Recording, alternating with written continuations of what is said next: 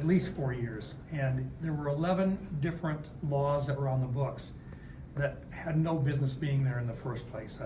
These were the ones that basically said that if you didn't send your kids to a boarding school, that you could be denied food, that if you violated certain federal guidelines, they could take away your family's housing, they could move you out.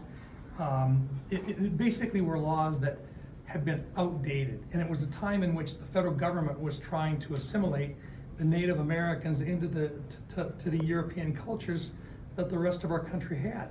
And so they were trying to get the kids into boarding schools, they were trying to make sure the kids attended schools, but the penalties that they were charging were basically ones of economic depravity, depriving these people of necessary food and shelter. And so we saw these laws, and based upon recommendations from members of the tribes, we put together a proposal that would eliminate them, take them off the books, even though they're not being followed anymore.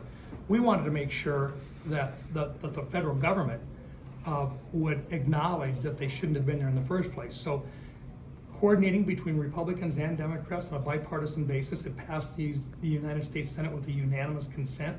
It went to the House, and then the House passed it. And in doing so, we have the president sign it, and basically acknowledging that these laws should never have been put in place in the first place.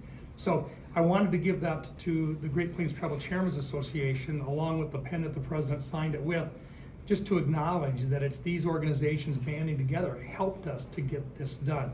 It doesn't mean that we've got all those old laws off the books, but these particular ones were very important to me, that we take them and that we eliminate them.